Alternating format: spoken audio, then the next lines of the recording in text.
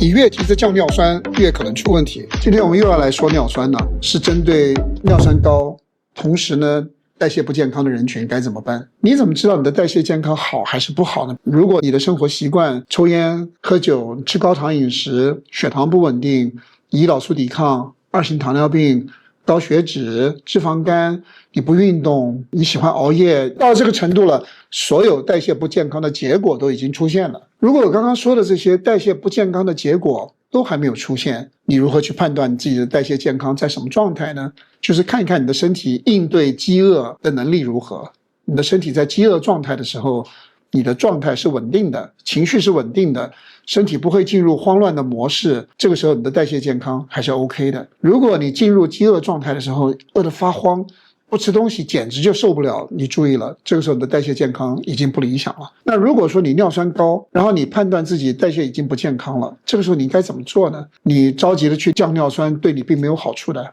你代谢健康如果不改善，光是降尿酸会让你痛风发作的更厉害，频次更高。所以改善代谢健康应该是你要做的第一件事。你面对的不是一个问题，你面对的是3个问题：尿酸偏高，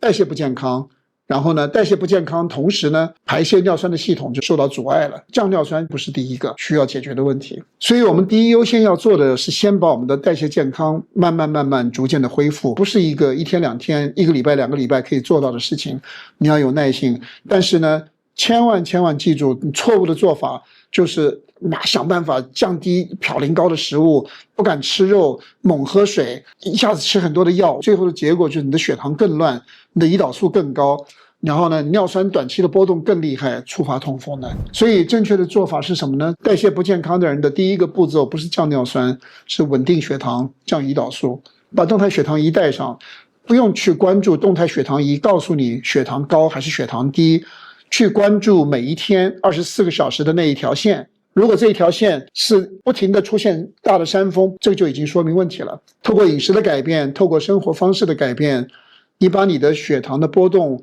变成了一个海浪型的，不是大浪型的，这个叫做代谢变化。调整到这样的状态，这种线条的时候，你的代谢健康就会逐步的开始恢复了。这个是恢复你代谢健康最清楚，你自己眼睛可以看得见的一个指标，就是看动态血糖的图形。它对你来说是一个非常有利的工具的。血糖控制的越稳定，胰岛素就会越稳定，你肾脏排尿酸的能力渐渐的会提高的。所以这是你需要做的第一件事情，是改善你的代谢环境，而不是降尿酸。你的饮食策略也不是瞄准低嘌呤来设定你的饮食策略的，你的饮食策略是要降低代谢压力的。那么我们平常饮食结构里面，代谢压力的来源是什么呢？碳水化合物的热量和糖我们的肝脏细胞需要额外的去处理这些碳水化合物和糖，就是增加它的代谢压力了。你吃进去的脂肪是由乳糜为例直接送到血管里面，直接分配给你身体细胞的。所以降低代谢压力，把身体从燃糖高炎症转向成燃脂，炎症呢慢慢的下降，才是你最理想的饮食策略。然后呢，你的饮食策略里面呢，要注意你的蛋白质了，因为高尿酸的人都害怕吃蛋白质。你突然之间把蛋白质从你的饮食里面拿走，是一个严重错误的策略。你身体会流失肌肉，你的代谢率会下降，糖一升的压力会上升，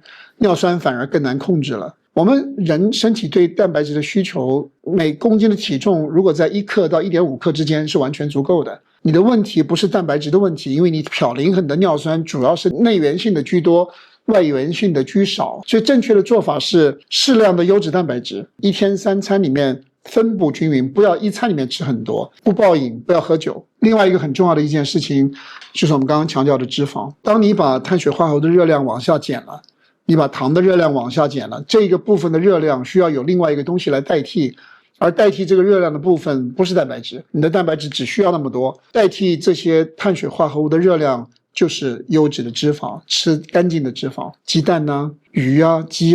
肉这些干净的脂肪，这些脂肪给你身体提供能量。那么你改变成这种饮食之后，你的血糖可以逐渐的下降而得到稳定，你的胰岛素会下降，你线粒体的工作效率会提高。除了我们刚刚讲的这几个重点之外，第二优先的是稳住你的尿酸，不是急着去压低你的尿酸。尿酸降得越快，痛风的风险就会越高。因为尿酸降得太快，会扰断沉积的这些结晶啊，然后呢，免疫系统就容易被激活，痛风就容易发作。所以你的降尿酸的目标是缓慢的、稳定的，用正确的方式慢慢的往下降。所以如果你用很极端的手段去降尿酸的话，其实对你是不利的。另外一个我们需要重视的事情是把排尿酸的工作做好。排尿酸的工作跟我们的肾脏有很大的关系，你把胰岛素降下来，排尿酸的工作会比较顺利。另外很重要的一件事情是，水不是猛灌的，是一整天的时间里面身体水要够，